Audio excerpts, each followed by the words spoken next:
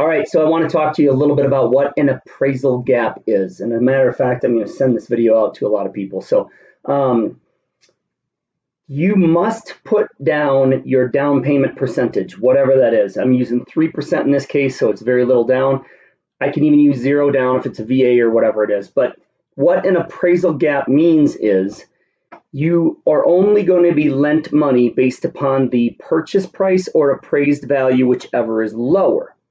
So we're going to assume that we're going to offer a lot to get this property, but it's not going to appraise. So here's the thing. In this scenario, 3% down, purchase price is $565,000.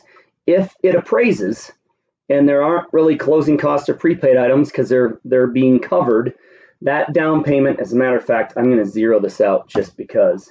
So let's assume no costs other than the down payment.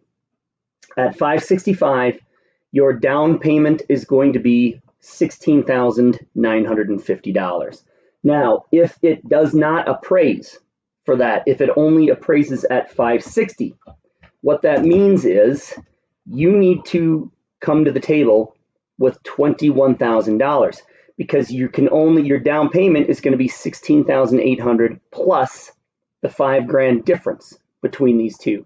So if a property is going to appraise at $540,000, for example, you're thinking, all right, maybe I'll bring in $17,000, but you're actually bringing in $41,000. So the way you want to look at that is that the down payment is going to be not just the difference here that needs to be brought in, but it's the difference plus that down payment that is required. All right, so the math makes it a lot different. Appraisal gap, how much are you willing to offer in a gap? Because that's not how much am I willing to put down. It's in addition to what I need to put down. So some people, for example, they say, well, I've got a $10,000, I'm willing to go $10,000 if there's an appraisal gap. So that means total cash required at closing is $26,650. If you have questions on this, give me a call. I can walk you through the details. I literally created the spreadsheet because this is starting to come up more often.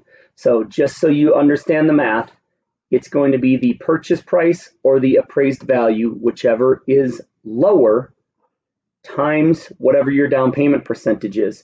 This is the money you need to bring down, plus whatever the gap is then between what it appraises for and what you're going to purchase it for.